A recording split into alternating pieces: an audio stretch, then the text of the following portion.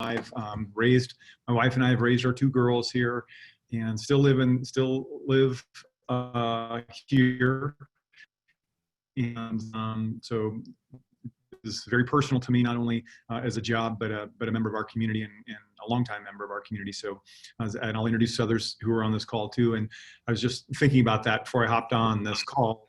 The folks on our leadership team, I think almost all of them have 20 years of experience or more in Vail, so, and deep roots here, and have had their own children go through our system. So much like you, we are or have been parents, or are currently grandparents here. So just wanted to paint that picture. My overall intent for doing this is to provide you an opportunity to have questions answered that you may have about the upcoming school year, and for us to provide a format for you to give us feedback about some of those plans.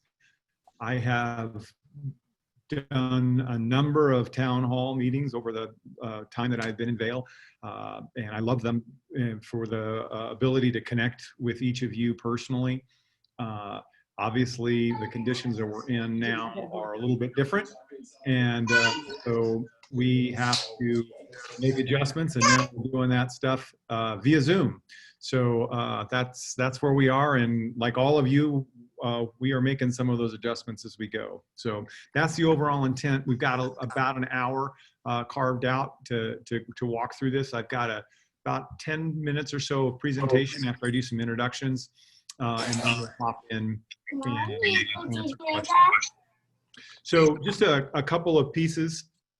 I know I was joking with the other group. In February, I thought Zoom was something my kids watched as a movie. It was an early 2000s movie. I wasn't familiar with the Zoom platform. I know how to drive Zoom pretty well now, as I'm sure many of you do, or some type of video conferencing format. But just some Zoom etiquette pieces of just appreciations as much as anything. I hope there may be a time for you to ask questions directly, verbally. But until that time, if you could simply mute your mics, that is helpful for all of us who will be speaking at that time. And the other thing I ask, as long as you're comfortable, and I really appreciate it if you would, is just share your video so we can see your faces. As I mentioned before, what I enjoy most is connecting with you and knowing who else is in our community and on this shared journey with us. Okay, so if you could do those two things, that would be great. The other thing is there is a chat bar function down on the bottom, and at any time you can pop questions into that chat bar, and we'll be walking through and monitoring those as well as we save everything that's in the chat and the questions, and that is helping us refine our frequently asked questions document that we have up on our website. So sound like a plan? If so, I'm going to share my screen here for a minute and introduce some others that are on the call with me, and then walk through just a little bit of a presentation, and then I'll be back. Okay.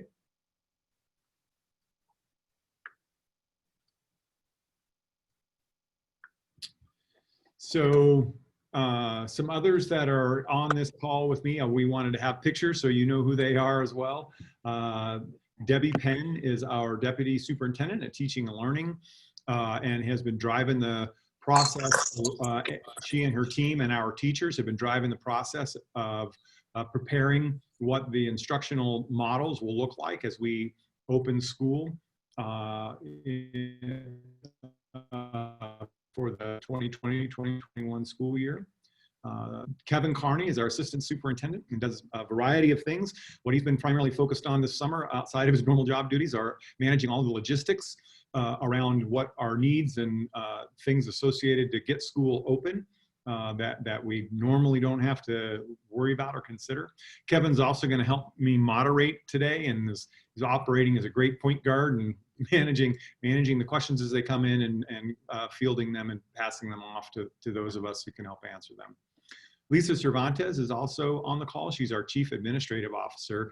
One of Lisa's primary functions, besides finance, is overseeing our HR department. And I can tell you there's been a raft of things that we need to do on the HR side in response to the pandemic and preparing for the school year. So Lisa's on the call and can help us answer any of those things. Darcy Mentone is our Director of Communications and Public Affairs. She's also on the call. Besides the fact that Darcy has been leading and helping collate all of the information and get it up in usable formats, she will hop into the chat bar and also help answer some questions as they come along. Kelly Pinkerton is our Director of Assessment and Innovative Learning. One of Kelly's duties is to oversee the Vail Innovation Center, where we have our fully online model and have had that model for well over 15 years. So Kelly's here to answer any questions about that. Kathleen McNamara is our Director of Special Education, and she can answer any questions that might come up around special education if you have them. And then I have listed on the bottom our governing board members, and I can tell you they are hardworking. They're the hardest working volunteers I know. They're publicly elected volunteers to represent to run our community and our community voice, and they do an amazing job in that role. And literally since March, since all of this began, we have been meeting in public meetings at least weekly, and sometimes more than that. And then there's a whole host of things that are happening behind the scenes on that. And so several of them are in the call today. Callie Tippett's our board president, John Egan's our clerk, Allison Pratt is a board member, Claudia Anderson and Mark Tate, they round out our board.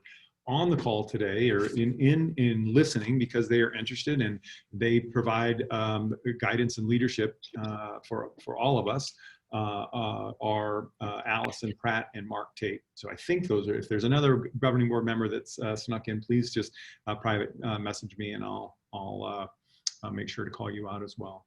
Okay, so I just wanted you to see the faces that are behind the scenes helping to make this work. So, and the other thing that I want to do then is just as I begin the presentation this morning, call your attention to our webpage. And I know I've mentioned that our webpage in parent communications and emails, and hopefully you're getting those. We recognize, actually we've been sending out so many emails that we've gotten some notice that the frequency of our emails has forced them into some spam files. So if you aren't getting something, you might check your spam folder from us. But on our webpage, right here under school opening and COVID information. John, it's Kevin. They can't see the webpage at this point, so I think you might have to stop that screen share again. Yeah, I don't know why that keeps happening. That is the most bizarro thing whenever I click between those two. So let me just back out and stop and start again. Thank you. While John's doing that, folks, this is Kevin Carney, Assistant Superintendent. As we go along, as John referenced earlier, in the chat, if you have questions, if you want to go ahead and pop those in there, Darcy Mentone, our Director of Communications and Public Affairs, will be working to answer some of them. I'll also then be taking those questions and taking comment threads and feeding them to some of the Vail folks here to answer. Some of those might be duplicates, because we know it's tough for folks to listen and also pay attention to the chat, so to speak. I just wanted to give you a heads up that if you have questions, it'd be a great place to go ahead and post those. We can see it now, John. Okay, thanks, Kevin. Sorry about that, guys. I thought I had that worked out. Something happens when I click between those two slides. It kicks me out of the video on my screen share. So so here's our webpage, vailschooldistrict.org. In the center of the page is our school opening and COVID information. If you click on that, this is where we are housing and warehousing all of the information, up-to-date information around school opening and our response to the pandemic. And this is a living page, so please go back. And what I mean by that is we are updating information as there's new information. And as soon as I send out communications, those things are also placed on the website itself. So any new information will be here. So that's where you can find that. We're really working hard to make this a kind of a one-stop shop landing page for information. So you can see that there's tabs across the top that have everything kind of categorized, and school day is one of those. So if you are a middle school student or parent at Old Vale Middle School and you want to look at what your day might look like, you can click here. It bumps you over to their website, talks about different procedures and things that they're pulling through and considering and so on. So I just wanted to highlight that. Communication from schools, again, another thing that we're hearing, and we just added this week as an example of kind of how this is evolving. We were hearing that some of the communication wasn't getting out, and somebody might hear, you know, so Acacia Elementary School sent something out, but a parent might not have gotten that communication for some reason.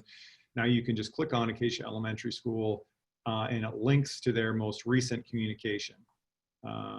Okay, as an example, and you can do that for each of the schools. And again, those are updated at least weekly and as soon as we get those information. Okay, letters from me as well.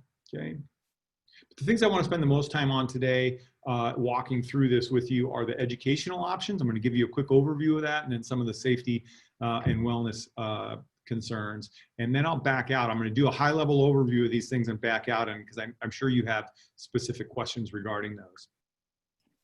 So we have a long history in Vail of offering parent choice, and that's a deep value for us because we believe that you know what's best for you and your family and your child, and we want to provide options that help match that. And we've used that as a guidepost for us as we've entered the pandemic, and know that we one size fits all is not going to work for every family as we are dealing with the conditions of COVID-19.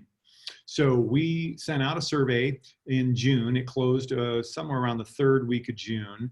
And I'll just pause there and tell you, I know it's about a month later now, or close, and we're all, or I am, things are, I feel like we're living in dog years. And while it might have been 3 years ago, it might, this information may feel like it's 3 months old.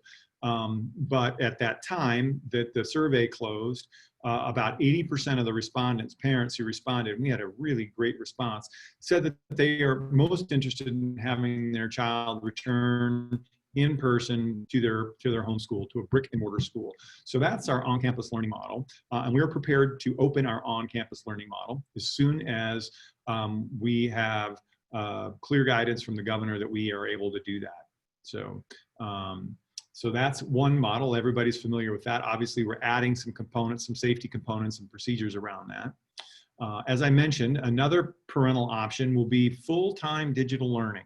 So if you think that what you want to choose for your child for next year is a semester long, I want them to be in remote learning full-time and learn that way for a semester, that would be ideal. That is available through our full-time digital learning, available through our Vail Innovation Center. We have been, as I mentioned, we've been doing that for well over 15 years.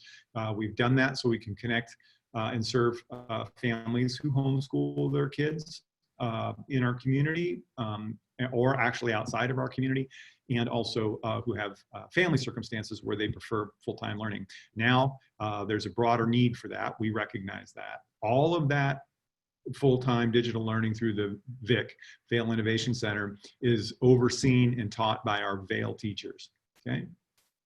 The option that we have been working on most over the last month or two have been what we're calling, it's a short-term remote learning option that allows you as a parent to say, you know what, I really want to be connected to my home school, but I'm not sure that I want my kid to go back right away.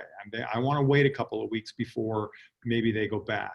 But I want them to have a teacher. I want them to be connected with their friends. I want them to be connected to their neighborhood school, but I want some remote learning.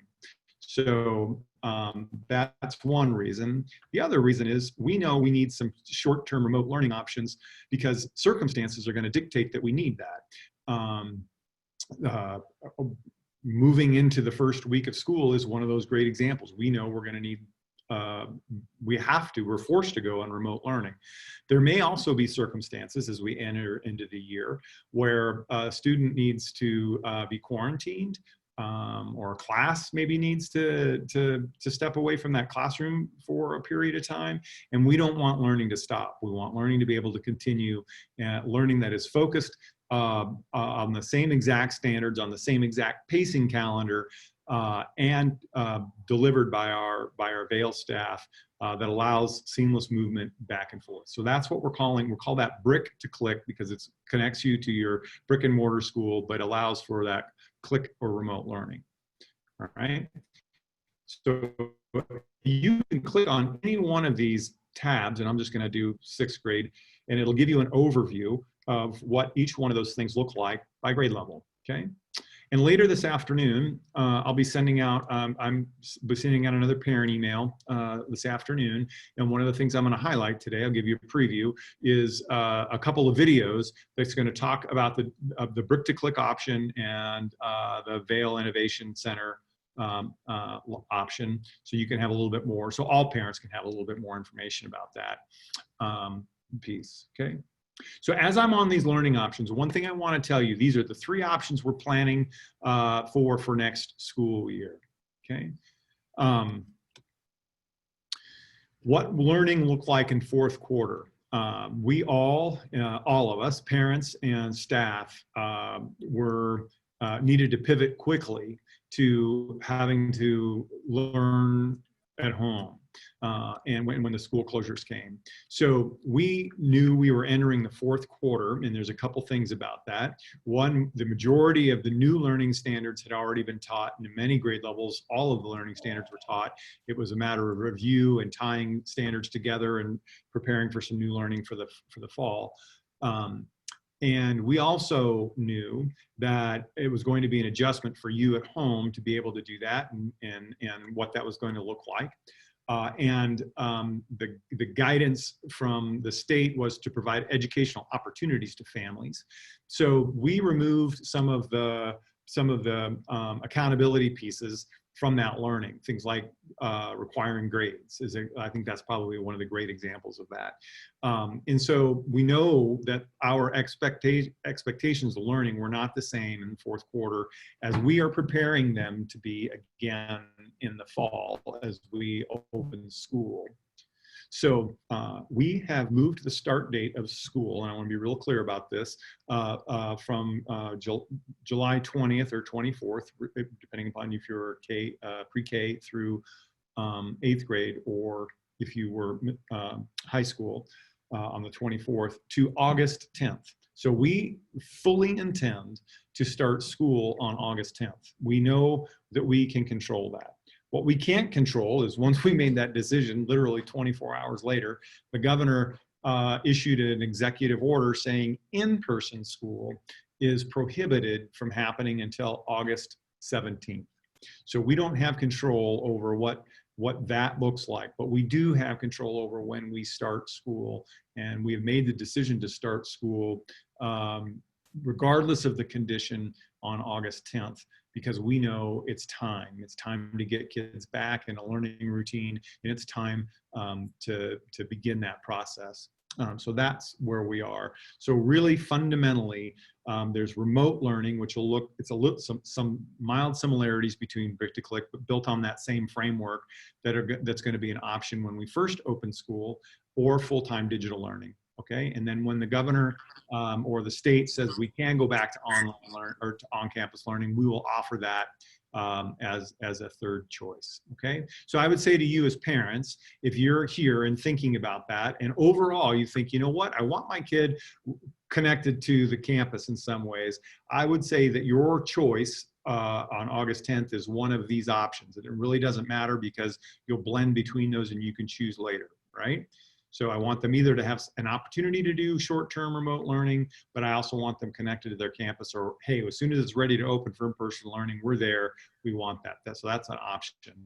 Or you think, you know what, look, I'm seeing the tea leaves, I'm just more comfortable providing full-time, my child, and we have the structure to be able to do full-time learning remotely through the Vail Innovation Center. So those are really kind of the 2 choices, okay?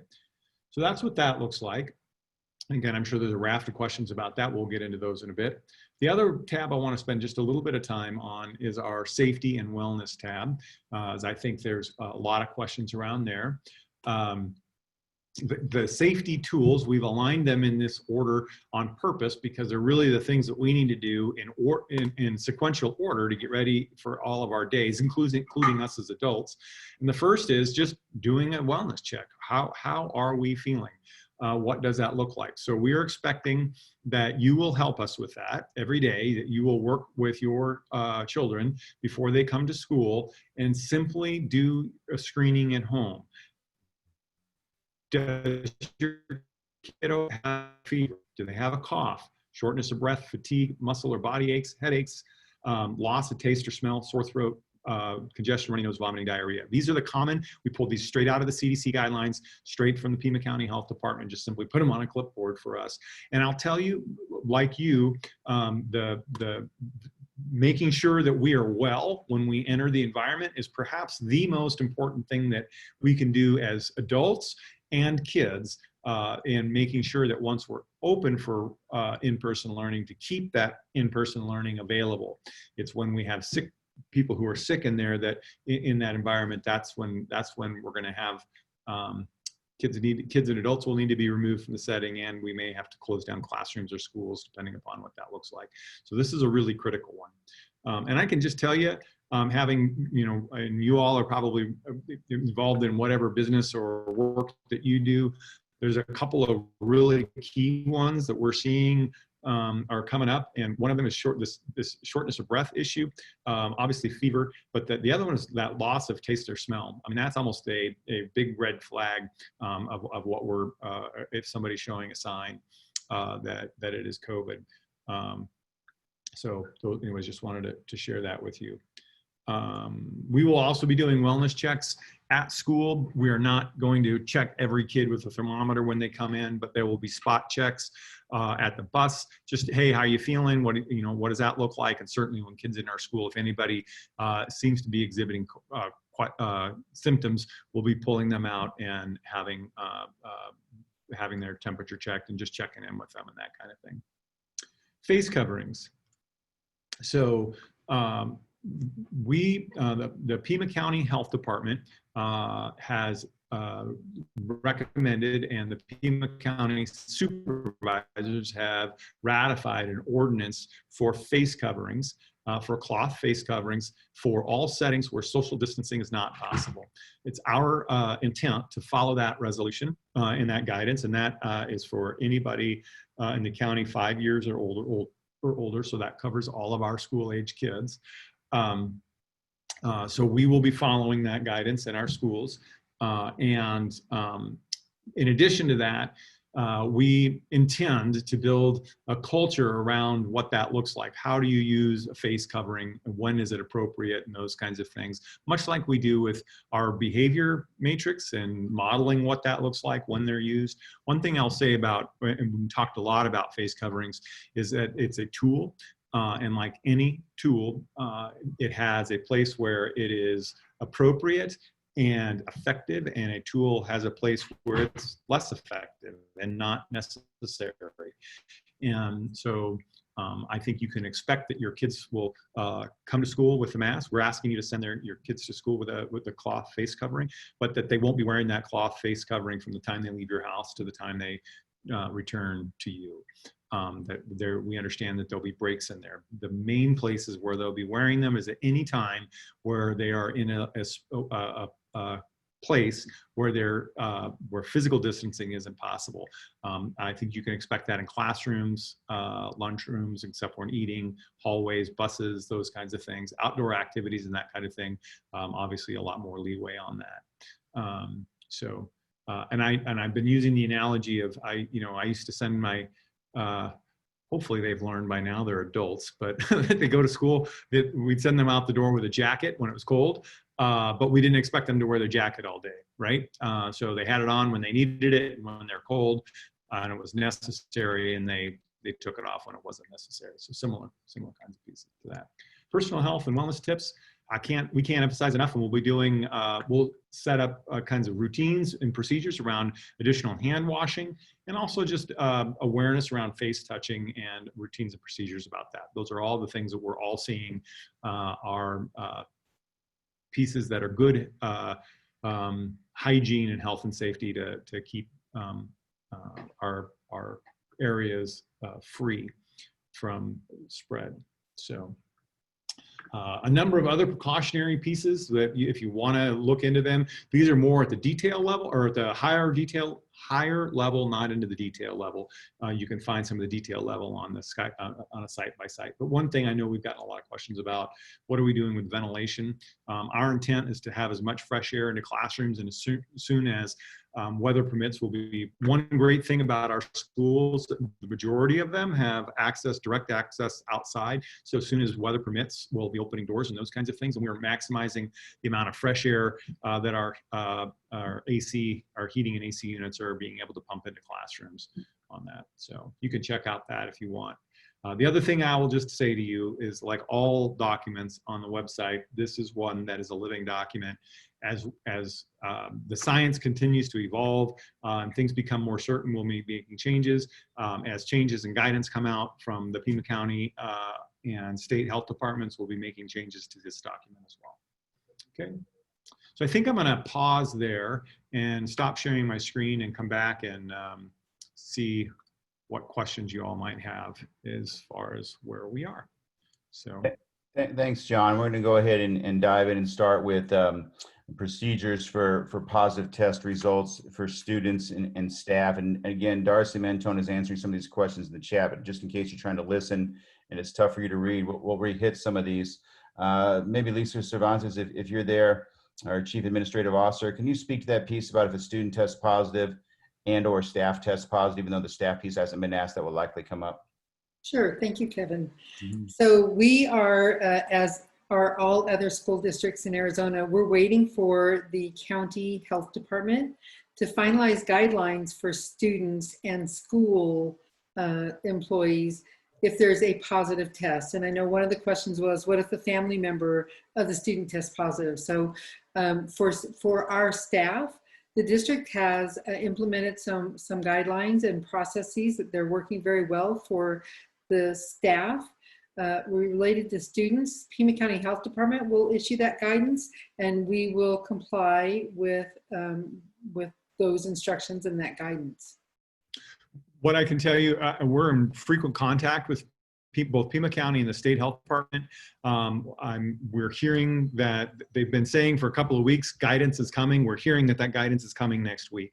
So as soon as we have that, we will get that guidance out. That guidance is specific to schools. We have been operating, obviously, before students return. There is guidance, health department guidance for businesses, and we have been following those same procedures now for all of us who are working currently. So we have a close relationship with them when we have a concern, when there's a question or concern, is somebody been in contact? Are they exhibiting symptoms? Are they, are they positive? So Lisa Cervantes and her staff have been working through all of those things. I'll just mention this because I think it's important.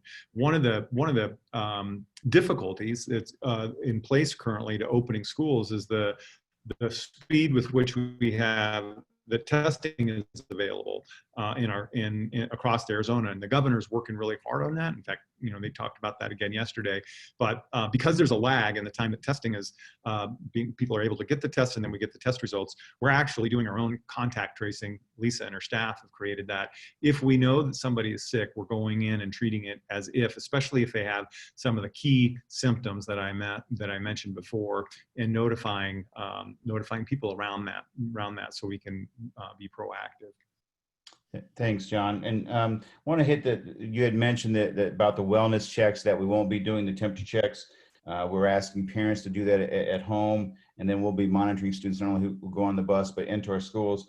Somebody did ask though, what is our reason for not imposing temperature checks and doing those on a daily basis with students?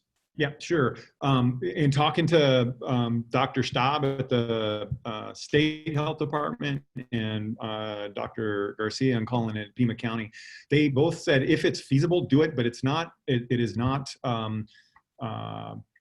going to be a requirement or completely necessary. And one of the reasons, there's two reasons that not. One is simple logistics, being able to get kids, a volume of kids on a campus and off a campus. That is a time factor. And the other one is that temperature is not always a leading indicator. So kids can exhibit symptoms, people can exhibit symptoms ahead of a fever. So as we can, per their guidance, we can spend a lot of time and cause a lot of disruption doing temperature checks when a simple visual check of saying, hey, how are you feeling? Do you have a fever or not? Those kinds of things. It can be just as effective at that, and yet not creating those same bottlenecks of time. So we're really kind of following. They haven't come out and said specifically, but in our conversations with them, they haven't said specifically in written guidance, let me back up. But in our conversations with them, that's the direction that they have recommended. If you can imagine Cienega High School, even if we only have 80% of the students show up, that's 1,600 students getting on and off that campus. How do we do that? Or how does a bus driver do that, getting on a bus? So there's just some logistical issues that we feel and health department feels a visual monitoring is sufficient. Thank you, John. In a moment, I'm going to ask you to speak to class size and then the thoughts behind an A, B, or split schedule. And then I'm going to turn to Debbie Penner, Deputy Superintendent of Teaching and Learning, and ask her to start to talk about some of the differences and nuances between kids going back and forth between full-time digital learning and break to click and in person. But real quickly, there's a couple questions on transportation I'll go ahead and handle. We are indeed going to provide transportation.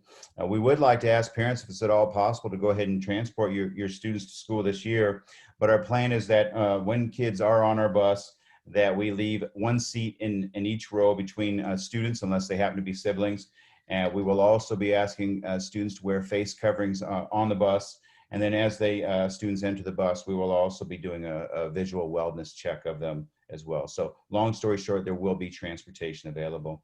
But again, going back to that, just a number of people, student safety piece, can you talk to what class size might look like a little bit, John, if you would? And then what has the thought been behind choosing a split schedule or an A-B schedule where certain groups of students come one day, different groups come another day? Can you speak to those pieces?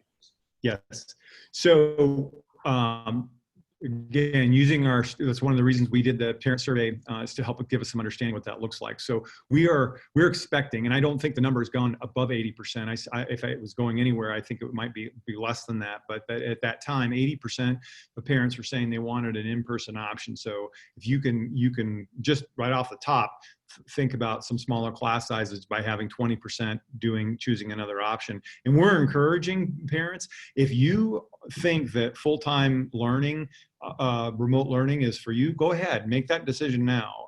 You can work with Kelly Pinkerton and her crew on making that call. So, because every kid that chooses that is one fewer student that'll be on that campus, at least for that semester. So that's one thing that we're doing. And we're between those three options, we know that that alone will sort and create smaller campuses.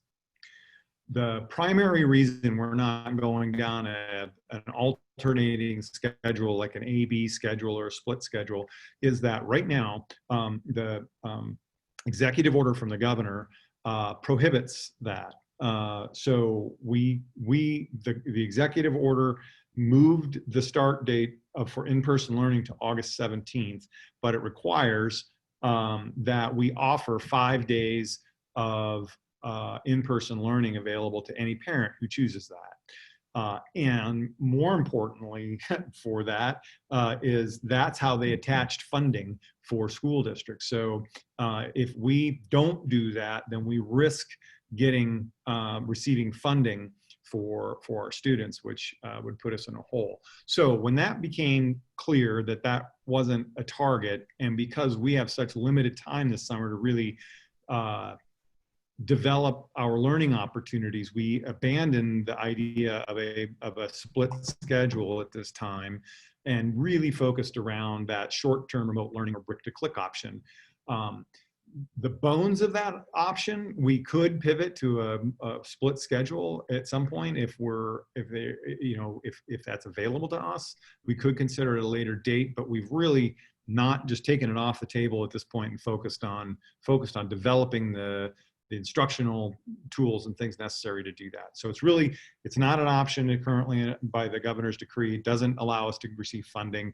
And we're developing a platform that could support that if we had to go in that direction. Let me also add in, because this is also in town halls we've done related to this, is what does it look like at recess, or what does it look like in the cafeteria? And individual schools are making individual plans for that because they have different sized cafeterias, different sized playgrounds. So we encourage you to look at those schools' websites for information on those particular things, but they are keeping in mind how can they best distance kids in those particular situations. There's also a question here about plexiglass at group tables within the kinder rooms, for example, or other classrooms. And some of our schools are indeed putting have ordered some dividers, if you would, plastic dividers. That is not a common practice across all schools, but they will indeed continue to look to distance kids as much as possible. And then the idea being that with students wearing face coverings, if distancing isn't possible, that is a safety tool that is in place. One other question, John, before I go to Debbie Penn and ask her about some of the different learning options, a question similar to one we had yesterday, which is, rather than waiting on the governor, some school districts have decided to wait to do in-person until September or October. Is Vail looking at making a decision as such, or do we feel solid about in-person starting on the 17th unless it's changed by the governor? Sure. Well, a couple things on that. One, I've been here 25 years. I did take a little sabbatical last year, and I stepped away, and I don't know, our Arizona State Superintendent of Public Instruction, Kathy Hoffman, she used to work in Vail, and when she was elected, asked if I would serve as her chief of staff, and so I did that. I helped her and her administration get up and running, and spent last year in Phoenix. So I'm in regular contact with her. In fact, I spoke to her last night. And if I were a betting person, I would not bet on in-person learning being available on August 17th. If you watched the governor's press conference yesterday, there was an indication that they would be addressing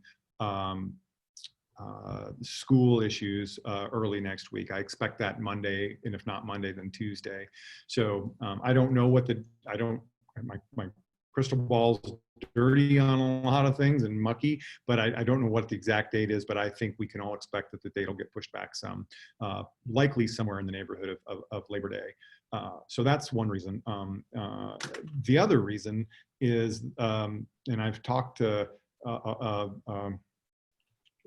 some of the others, we must provide 5 days of in-person learning in order to receive funding.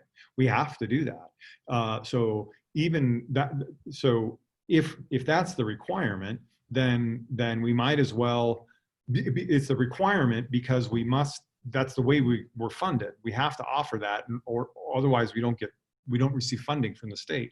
So those districts that are pushing back beyond the governor's in-person start date are doing one of two things. They're playing a little chicken with the governor and their funding, or they're hoping that the date gets pushed back, and that's kind of where it's at. So at this point, I think we all feel that date is still a moving target, and we're just planning for where that is. And those are things that are not in our control, and we are planning for the things that are in our control, and trying to communicate those. So I think that's the main reason that we're doing that. So kind of summarize, I'm pretty sure that date's going to get pushed back. And just to tell you, do be prepared for that. hopefully there'll be some conditions around that that are pretty transparent. But anyways, I think that's the piece. And then the other reason we're not going out beyond that date is the governor's not indicated that there's any way that we can receive funding for that. Thank you, John. I just want to put on the circle, so to speak, some thoughts for yourself or Lisa Cervantes. We've had several questions about teachers returning, what our staff surveys have said about attitudes of teachers returning, and what are the options for teachers who don't want to return to do in-person teaching. So we'll get there in a moment. But I'd like to ask Debbie Penner, Deputy Superintendent of Teaching and Learning, to focus on a few questions regarding our different models, the in-person learning versus the brick-to-click versus the full-time digital learning. Debbie, there's a little bit of a confusion there about which one is the option that is a full semester commitment, and then what does that look like for going back and forth to the regular classroom or not. Can you speak to just those options and the fluidity of them, if you wouldn't mind? Sure. I'd also like to just give a little bit of an overview that clarifies that, we have the three options: the on-campus learning, the brick-to-click, and the VIC. And we're starting in what we call remote for all students.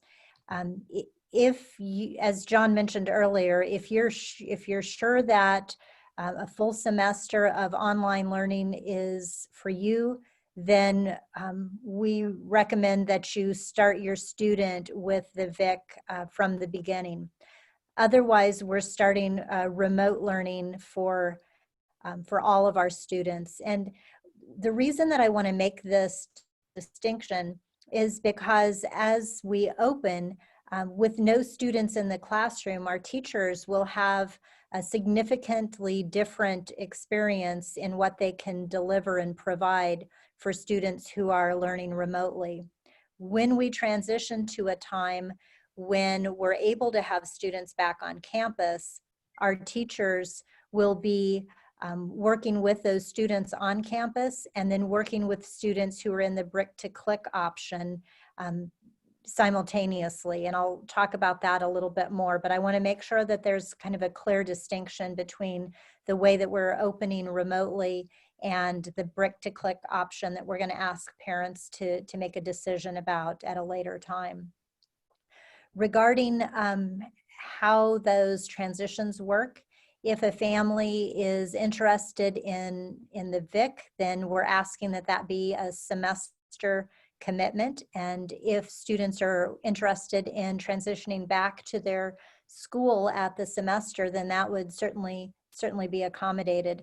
One of the reasons that we ask this is because the curriculum that's offered through the VIC, while it addresses the same standards that are instructed in our classrooms with our curriculum calendar, it's in a little bit of a different order.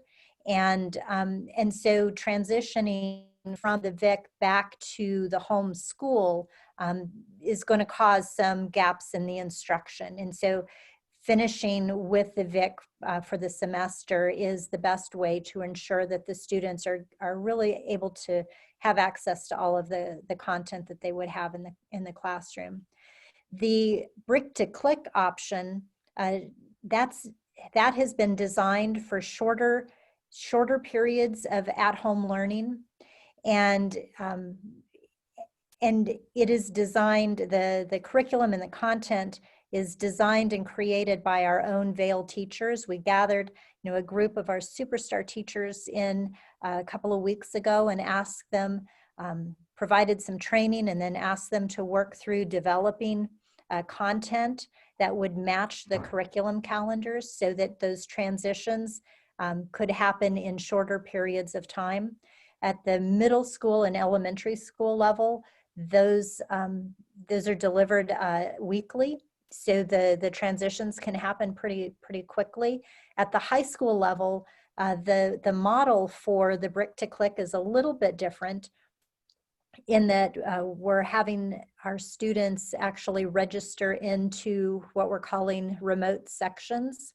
And so if you can imagine a teacher who's teaching, five different classes of algebra during a school day, they may be teaching 4 of those in person with students who are on campus, and one section to students who are learning remotely. So when a student transitions back to school, it might require some schedule changing. And so there could be a little bit more time that's required between transitions back and forth with the Brick to Click at the high school level. Thank you, Debbie. A couple follow-up questions related to that. One is how will the online piece work for working parents, for example? Maybe they have a kindergartner at home, but they have to work. So what will that look like in terms of when students actually have to be online, synchronous with the school for students who might be in person, and that might be dependent upon grade level or grade level band. Can you speak to that piece for working parents? Yes, absolutely. With the VIC, one of the, our full online option, that is designed to have a lot of flexibility in the schedule. So students can pretty much follow a schedule that works best for them and for the family. With the Brick to Click option and what's mirrored with our remote learning, is there's a little bit of difference between the elementary, the middle school, and the high school expectations. At the elementary level, there will be a sample schedule that's provided to parents just as an idea about how to structure the day, but we're not requiring specific times that students check in with the teacher. We want to make sure that those connections happen. You know, you can, I'm sure you're, as you think about your kindergartner, the connection that we have with the teacher is still a critical piece of learning. And so we want to make sure that that happens, but there's more flexibility about when the work gets done through the day. The work is still structured so that there's an expectation that the student participate in language arts and math, social studies and science on a daily basis and submit their work. At the middle school level, we've put a little more structure around that, and we're asking that students are actually checking in via one of our conferencing platforms with their teacher for the 4 core content, again, the language arts, the math, the social studies, and science. The work that they do, they are being asked to do that during that class period. The lessons are created and designed to have some flexibility around that scheduling. So if that's something that you need for your family, I would encourage you to contact your teacher, your child's teacher, contact your principal and ask them to work with you on that. But one of the things that we've really been trying to provide is a time when students can have access to their teacher and connect with them. So if they have questions about the content, they're able to have that conversation with the teacher. And at the high school level, we are also scheduling students and asking that they follow their daily schedule and interact with their teachers at the time that they would if they were on campus. Thanks, Debbie. I'm going to do a couple more teaching learning questions. I'm going to go back to either John or Lisa on that, the teachers returning piece there, those not wanting to return. After that, I'm going to follow it up with a special ed question with Kathleen. And then we're getting a lot of questions about kids with allergies, kids with runny noses, what's the expectations? But let's stick here for teaching and learning for a moment. What's the first couple of weeks going to look like, Debbie? Fourth quarter was review, mainly review, right? What will the first couple of weeks of the school look like? Will it be a refresher, new material that's being introduced and standards? Can you speak to that, please? Right, sure. One of the things that is always focused on when we start a school year is the teacher being able to connect and get to know the student and giving the student an opportunity to get to know the teacher and other students. So those kinds of activities will happen during that first week, but we're also fully aware that we're coming off of several months of our students not being engaged academically, and that it's a priority for us to get right back to our learning. And so we're going to start with some instruction and some content that first week of school as well. Okay, Thank you, Debbie. Just one other quick one that I wanted to get in here is rotation of kids within school. For example, many of our parents are familiar with the elementary model that kids might rotate between various teachers for read, teach, and enrich, or they might leave to go to a specials class. Can you just speak to what the thoughts have been or what the discussions have been about kids rotating between other teachers within the school day, if you would? I know that looks different in elementary versus middle and high school as well. Absolutely. So, this is something that we have talked about, continue to talk about, and as the environment and the data around COVID-19 right now is emerging, we continue to look at where we have left off with our conversations on this topic is that for our middle school students and our high school students, sitting in the same classroom and the same desk for extended periods of time is just really difficult. And so we're trying to balance the needs of our students to be able to move and change environment with the need for us to look at whether it's best to limit that movement or not. And so at the moment, we have determined that if we're able to have our students move safely from classroom to classroom, that's what we would like to be able to offer to them. Thank you, Debbie. I want to go ahead and transition. Certainly, we want to work to keep our students safe, but we also want to work to keep staff members safe. There were a couple questions there regarding what were the results of staff surveys in terms of teacher attitudes towards returning, and then what will it look like for those who are not comfortable returning in person to work with students. John or Lisa, do you mind speaking to that? I'll take a first crack at that, and Lisa, jump in at any time. I think the thing I want to communicate here most clearly is we are working really hard to make sure that our schools are safe for return and what that looks like and what the environments look like. And we've been utilizing the district office since early June and having folks back, and so and putting processes in place to allow that to happen. Our most important asset as far as being able to serve your children is our staff, our adult staff, and our teachers. So we recognize that, and we have surveyed them. Actually, the survey closed earlier this week, and the overwhelming majority, I think it was like 97%, indicated that they are when they're able, when we're able, they're willing and wanting to come back in person and use their spaces to conduct wherever their assigned workspace is. There are some teachers who have, or staff who have either medical conditions or family members who have medical conditions that they take care of that there's concern about, and we're working with them individually. As there will be some ability to do remote teaching, and we want just an example. We expect that we're going to have more staff that are needed to support learning that's happening through the Vail Innovation Center. So if we can adjust staff and move them around, we're going to do that. The other, I think, really important piece is communication is just, as I'm sure all of you know, is just difficult right now. It's how do you get everybody together in the same space and have conversations? But we've really tried to involve teachers in our decisions and discussions. As Deb mentioned, teachers are the ones that are driving the content and developing those lessons that's being passed out to teachers. Our principals are working directly with their staff and having these conversations. And so largely, knock on wood, we're in a good space with that. And we're not going to push anybody into a corner on these issues, and we're working when there's an individual issue. We're working on that individual issue. We're asking, that staff member, whatever the condition is, work with our principal and Lisa and come up with a plan on how to move forward. Lisa, is there anything you want to add to that? Yeah.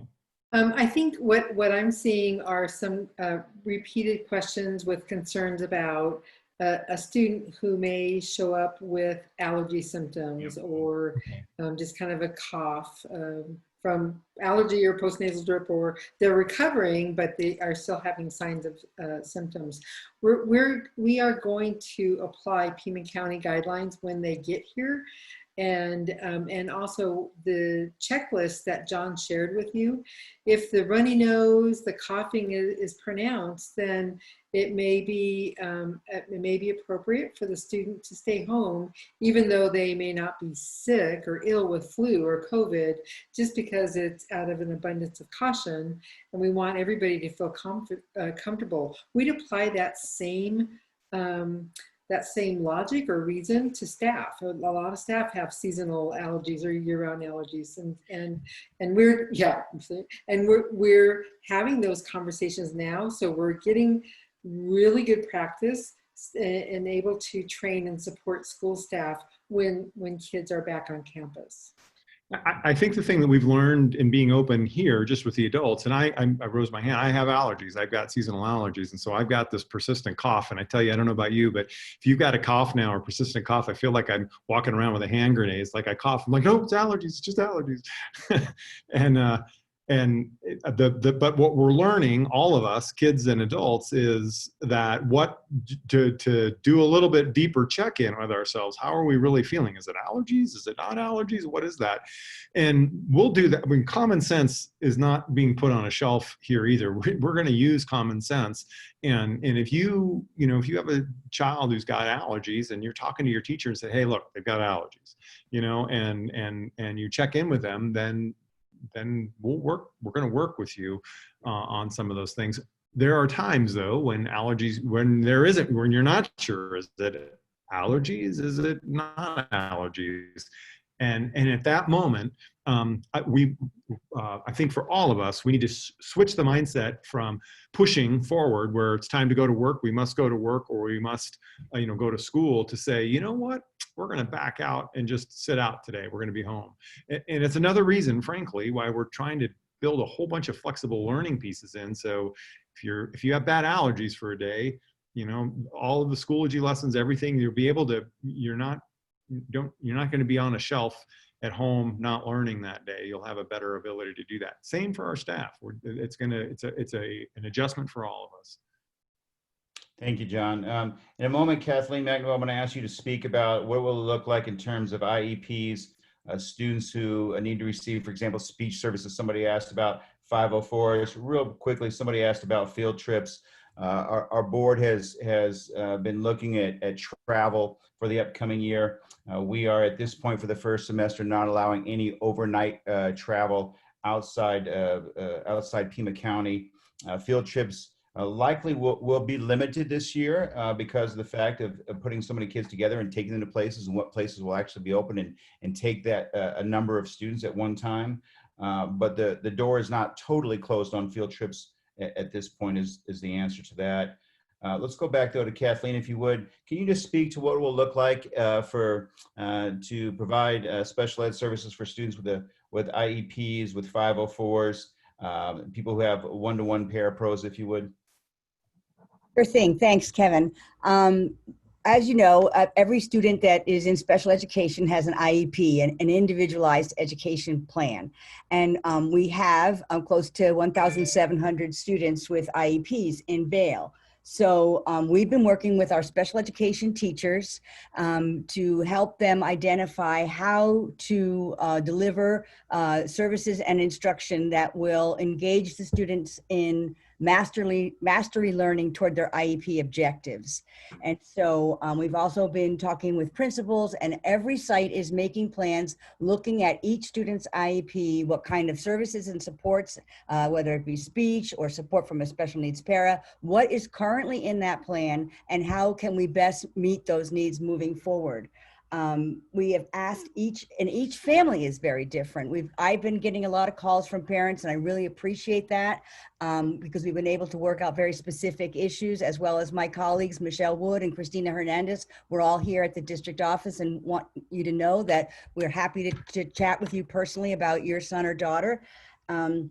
And so in response to meeting individual students' needs and individual family needs, we have asked all of our case managers to reach out to you personally as parents that first week of April when they've reported back to work, so that you can have a conversation about how to best meet the students' needs and how we can develop and design the mastery learning opportunities for your student. Thank you, Kathleen. Appreciate that. There's been some questions here about transitions and what that'll look like. For example, if you have a student going from elementary to middle school or middle school to high school, what will that look like? And our schools are planning different things. For example, my son's going to be a junior at Empire High School, and he's a part of what's called the Link Crew, which helps to welcome new freshmen onto campus. And some of the things that they're doing are the same things they've always done, which is to reach out to individual students. Now, they're also scheduling sometimes for students to be on campus, but if they can't make that, they're creating video tours of the campus with additional information. So we'd encourage you to contact those specific schools that your child may be transitioning to, or your student might be transitioning to, for more information there, if you would. Another question I want to ask Debbie Penn to weigh in on is that there was a question that came about is, what does it look like for upperclassmen in high school for the SEP, college prep, ACT, SAT testing, AP testing? Can you speak to that for a moment, if you would, please, Debbie? Sure. We're starting to flesh out an area on the webpage that is designed for our high school seniors, and we'll have some information there. There's currently some information available there. I'm going to have to ask you to go back and break that question into smaller pieces for me, Kevin. Yeah, so one question was just about the senior exit project. What will that look like? And then I'll share the other ones with you. Yeah, let me go back to the senior exit project. We're currently talking with high school principals about senior exit projects, specifically about the different components. So what we are expecting is that senior exit project will continue to be a requirement. However, we may have the need to make some adjustments to what those requirements are. And we're talking through that right now, depending on our community, what's available to our students, and how long our remote learning is in place.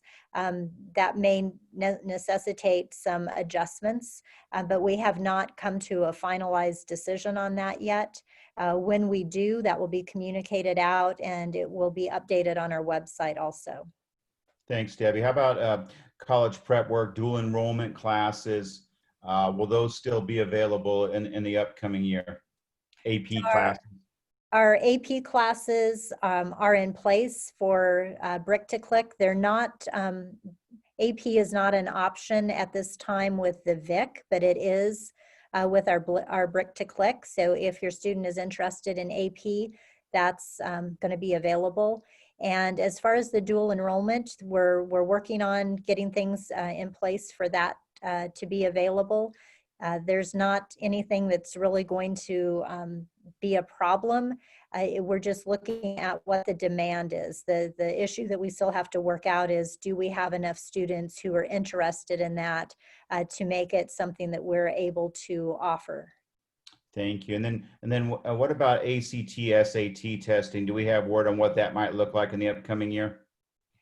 The ACT testing, we typically have all of our juniors participate in that. And last year, because of this fourth quarter closures, we weren't able to provide that. The ACT tests have been rescheduled for the fall, and there are a couple of dates that are available to us. We're looking at which one to choose, and we want to make sure that we're on campus and that it's not a time that's during one of our designated breaks. So we're looking at which date is best, and then that will also be available for our current seniors who missed that opportunity as juniors. Thank you, Debbie. In a moment, I'm going to ask you to speak to what does it look like for specials, meaning art, PE, and music, and the availability of those as students either return to school or do remote learning. So while you think about that for a moment, I just want to throw out, if we don't get to all your questions today, because we're running at about a little over an hour, and we'll continue for a few more minutes, folks. You can always email any of us individually. You can find us on the website, or you can email us at newschoolyear@valeschooldistrict.org. And Darcy, if you wouldn't mind popping that into the bottom of the chat so people can get it if I say it too quickly. Again, that's newschoolyear@valeschooldistrict.org. Debbie, if we go back to you, can you speak to what that might again look like for specials, PE, art, music, et cetera, for students as we begin the school year? Sure. At the high school level, those will be offered through our remote learning and will be offered through Brick to Click as we transition back to a time when we can have students on campus. So those kind of remain in the schedule. At the elementary and middle school level, we're going to start with a focus on our 4 content areas. We'll leave a place in our students' schedules. For example, at middle school, if the student was participating in an art section or a band section, that time will be left in the schedule. And if the closures are extended, we'll look at putting that special back into their schedule. We're focusing on those core when we first open up, but keeping space there. At the elementary level, we again are focusing on those core reading, math, writing, language, the language arts, social studies, science. There are some elementary schools that are looking at the possibility of providing an optional activity that is in the area of specials, but that is something that we're still kind of working out. What we've talked about again at the elementary level is if the remote learning continues for an extended period of time, we will look to add that to the schedule. With the Brick to Click option, it's not something that is designed into the student's day. So again, a difference between remote learning and the Brick to Click. If a family chooses Brick to Click at the elementary or at the middle school level, that's focused in on the core content. Thank you, Debbie. I appreciate that. And John, I'm going to ask you if you wouldn't mind. There's a question there about community programs being available. Before we have you answer that or address anything else on this chat that you may want to address or not on the chat, we're getting a lot of several people remarking, hey, can you save the chat? And Michelle Welker makes a good point that if you go down to the bottom of the chat, you'll see 3 dots. And if you just click on the 3 dots, there'll be an option to save the chat. So if you're interested in the answers to this, if you just click on those 3 buttons there, the 3 dots at the bottom again of the chat, you can save the chat for yourself there. John, do you mind speaking about that community programs piece, if you would, and then anything else that you'd like to address? Yeah, certainly. Community services has been open, and we've even during the statewide shutdowns, childcare is deemed an essential service, and we serve so many families that are essential workers through a variety of professions. We felt it important that we leave that open in a limited way.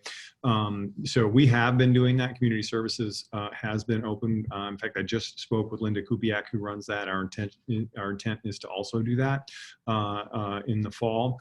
I think it's important to know if you have other childcare options. We're going to ask, and you can use those, to use them if you can. Anybody that has that option, it just helps us keep the numbers down. But we're planning on providing before school, during school, and after school supervision through community services as we have before. So what group sizing are and what sites availability, that'll be forthcoming, but yeah, that's what we're looking at. And then if we're a little bit past the time, and I hope we've answered a number of your questions. If we haven't, we are saving the chat as well, and as I mentioned, it helps us inform our frequently asked questions document. And so we really appreciate, I greatly personally appreciate your input, and it helps us formulate a better plan, hearing from you and hearing what your questions are, and we can address those even if we haven't specifically, didn't have the time to do that here. So I really thank you. I wanted to give an opportunity to Allison Pratt or Mark Tate if they wanted to have any comments or as well. I think for me at this, Mark Tate, just again, thank you to the staff of the district, and thank you to the community for logging on and participating. We certainly trying to answer all the questions, but there are hundreds of questions and many of them are more specific perhaps to your child. We're trying to answer them the best we can, and also recommend that you contact your child's school for specific situations for that child. Thank you. Thanks for the opportunity to just say a few words. Thank you very much for everybody who's participated today. I think in times like this, it's probably no truer that we are partners in your kids' education. So like as Mr. Tate said, if there's something that we can do to help or a problem we can help you solve, please reach out to your kids' teachers and schools. There's people at the schools that are able to provide resources for you. So please just reach out and help us be a partner in your kids' education. Thank you so much. Hey, Kevin, I saw it come up and it's come up another, and I saw it just pop up, so I want to address it, devices, and that's come up in other town halls. So we have a good fortune of being able to have a one-to-one device for grades 6 through 12. So we are already planning on that, and that's, so if you have a 6th grader through 12th grader, you can expect that they will have a one-to-one device. For kindergarten through 5th grade, we don't have that ability fully, and so we'll be doing some prioritizing around what grade levels are most appropriate and which families need them the most. And let me give you a good example of that. In talking to our elementary principals, the principal at Ocotillo Ridge, Kate Robold, they have about 600 students that are there. They comprise about 450 families. And they have about 350 devices that they could give out. So I think that's kind of a metric on what that looks like. And so many of those 450 families likely have devices that they can use for their students, and some may not. And so we'll prioritize those that don't, and we'll prioritize around grade levels. And I think, as you heard Deb speak earlier, our younger grades are not going to be, how they use those devices is going to be very, very different. And the time that they're going to be expected to interact with that device is going to be very different than if you have a junior or senior. So anyways, I just wanted to put that out there. So, and Kevin, I know you got some closing comments too, but I just really, this takes time, and it's complex, and it is a dynamic situation. There's 2 quotes that I've been clinging to over the last couple of weeks. One from an ER doc I heard interviewed, talking about what's different now than in April when she was dealing with massive cases. And she said, well, the conditions are very similar. We are simply adjusting to being more comfortable with uncertainty. And I think that resonates with us. There's a whole boatload of uncertainty that's still out there, and we're clinging to that. And the other one is we are far past the notion of ideal. that is a really hard thing for us, because if there were ideal things that to be able to serve kids, we would be doing them, but we're in a necessity mode. How are we providing the best opportunity considering the conditions? And sometimes that isn't ideal, and we recognize that, and you recognize that as parents. So I think that our collective around that, that our collective understanding around that is helpful. What will remain are our time-honored values. We are your partner in this process. We want to work with you. If you've got questions, reach out. We're going to keep working with you on those questions. We're going to do the best job that we possibly can in providing high quality education to you, considering the conditions of being in the middle of a worldwide pandemic.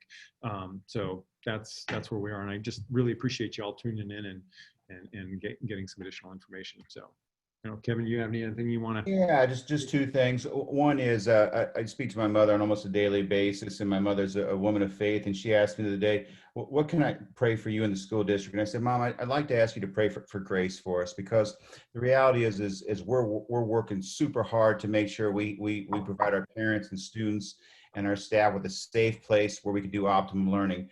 But the reality is we're doing something we've never done before, and we're going to make some mistakes. And that pains me to know that we're going to make some mistakes, but we are. And so we're going to ask for your grace as we work through that. If we make mistakes, let us know, and we'll work to fix those.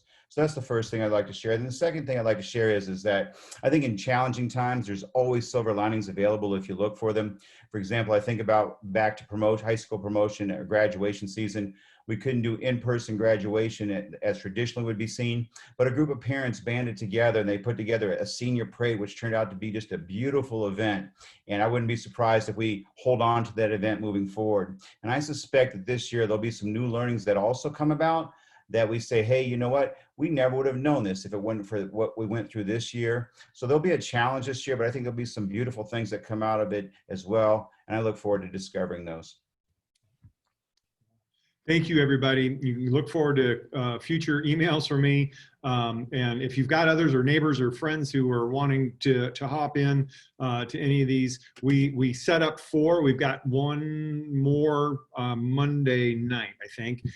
And then I'll be sending out some, I'm working with Cindy Peterson, who make sure I stay on track of things, and we're going to put 3 more on the calendar for later. Just we want to be able to reach people who want more information and do it in a smaller way. We could open this up to 300 people. That's just not.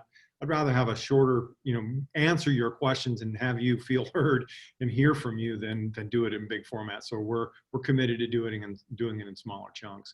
So anyways, just for what it's worth, and thank you all for your time, and I hope you have a wonderful weekend. Take care.